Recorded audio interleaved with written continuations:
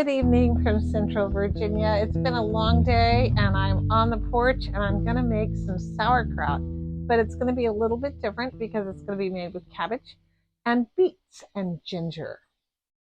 It's going to be really good. So to do this, making sauerkraut is super simple. And all it is salt and cabbage. But then you can riff on that and create all sorts of fabulous combinations. Sauerkraut for me takes about a total of 5 to 6 weeks to get it to where I really want it in terms of fermentation. But you can actually eat it within about 2 weeks time. So that's not too bad. But I like mine with a little bit more gusto, I suppose. To make sauerkraut, I have these 2 little tiny cabbages. They together are about 1.25 pounds, but I have a very large beet.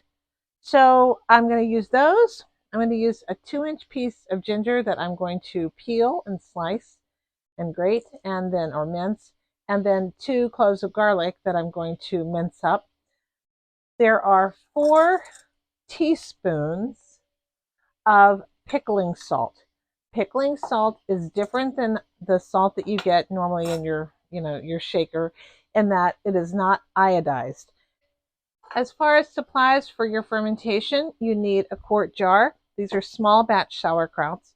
You're going to need something to weight your product down. I use a glass fermentation weight. Another thing that you can do is simply take a baggie full of rocks or marbles, and that will work just fine.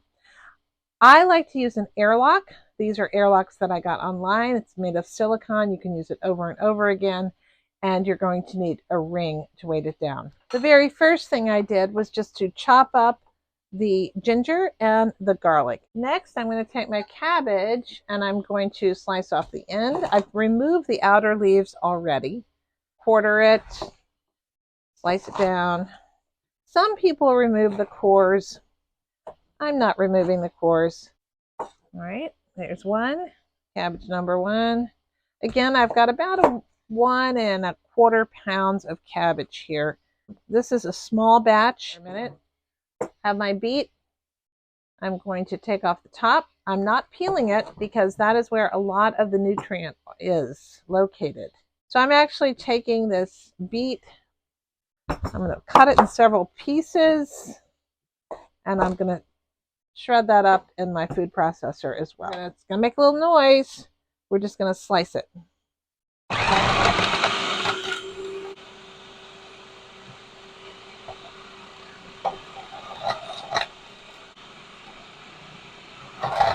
Now, if I wanted to chop this up smaller, I could, but I'm not gonna. Next part is what I call where the fun begins. All right, I've got my cabbages in here. I'm just gonna mix it all up with the beets here. Isn't that beautiful color? Now the beets are going to bleed into this cabbage and it's going to turn it all red. You can also use red cabbage for this, that's fine. I'm also going to sprinkle in the garlic and the ginger throughout here. All right. The next thing you do is you sprinkle in your 4 teaspoons of salt. I'm going to put some in right here. Now, my very favorite, most meditative part is you're going to massage this for about maybe 10 minutes. I have been massaging this, and you can see that it's gone down quite a bit, and there's good liquid down below. So now what I'm just going to do is set this aside for 30 minutes. At the end of 30 minutes, I will put it into the fermentation jar and we'll set it aside for that process. So really, that's all we have to do. And now I'm going to get out of these gloves. Okay, it's been about half an hour. And so let's take a look at our sauerkraut. Here it is. It's smelling like sauerkraut already. We're just going to take the sauerkraut. Don't lose any of that liquid. You want every single bit of that liquid. That's what we were waiting for.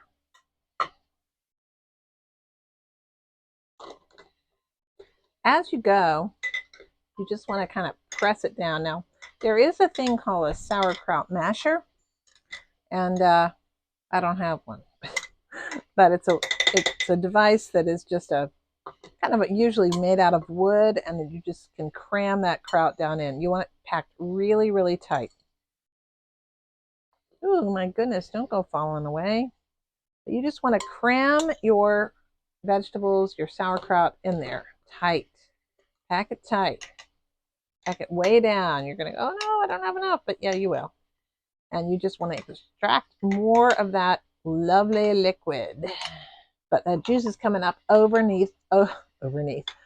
top of the cabbage, and that's really what you want. You're going to have to submerge the vegetables all the way in liquid. If it's not submerged all the way, you're going to get a science project gone wrong, dreadfully wrong, which is not my favorite thing. Sometimes you'll get a batch that goes wrong, but if you do this simple process, this is a time-honored technique. These things have been done for hundreds and hundreds and hundreds of years by people wanting to preserve their vegetables. See how the liquid comes up? I'm going to move this out of the way so you can really get a good look.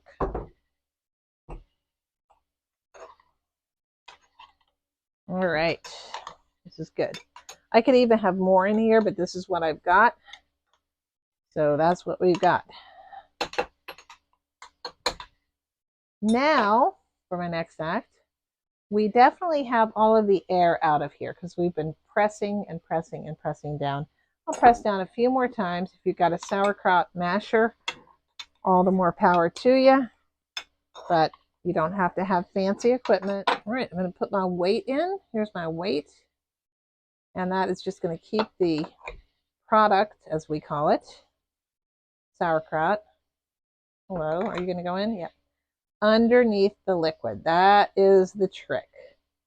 It's okay to have the airspace as long as the air is above and not below the liquid line. So you'll just keep making sure that that is fully covered. Here goes the airlock. And here goes the ring. Look at the color of this. Is that not just going to be gorgeous? So we'll be tasting this in about, I'm going to let this go for like 5 weeks before I actually try it, because I know I like my sauerkraut robust. But you can try it before that in like 3 weeks maybe. See how it tastes. The longer it ferments, the more sharp and flavorful and deep the flavor is. The heavier, sharper sauerkraut.